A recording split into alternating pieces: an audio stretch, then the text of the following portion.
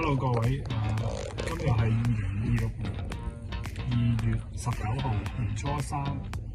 我哋咧一家三口喺札幌，而家咧有少少雪假上面有少分享嘅。咁初頭咧就 book 咗架 Wish， 點知咧啲行李擺唔落，所以就換咗架依架萬事達 CX 系列嘅 SUV 覺得揸落去咧，本身對萬事達都係一般嘅，但係揸落去咧唔錯，夠重，同埋咧嗰個4驅嘅能力都唔錯。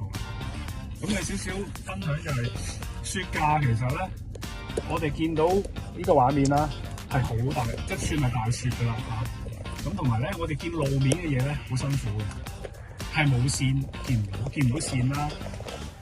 隔離左右嗰啲渠道你又見唔到㗎啦，咁所以就好小心。大家揸車咧都係向內線行嘅，所以咧有機會係 overlap 嗰啲線，咁同埋要靠前車街住方向啦咁樣咯。咁雪假少少留意就係你揸上落去咧，唔同嘅路面咧有唔同嘅感覺嘅。首先講而家個路面先啦，其實一浸好厚嘅雪喺面，而底嗰陣咧就好厚嘅冰嘅，咁變相你係一浸泥一浸底黑拖嘅底咧，咁你揸嗰陣時咧，你就會其實有少少輕微四隻轆咧，會如果搖搖擺嘅，即係乘客會有少少暈車落去咁但係咧，如果揸純粹冰面咧，就嗰個踩 brake 嗰時就好小心啊！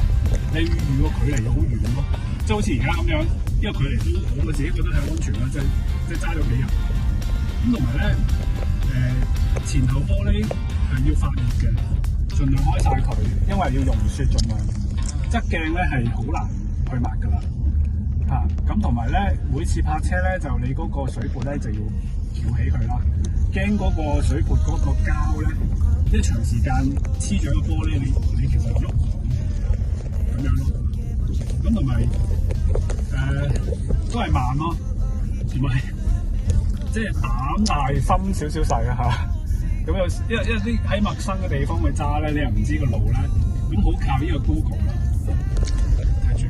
咁同埋有少少要預啲位轉彎位咯。Google 都其實相對喺日本都算好準啦。胎方面就一定要選胎啦，同埋叫 four wheel 即係全動啦嚇。四驅車啊，重啲。咁同埋少少。仲有少少咧，就係喺上車前啲胎咧，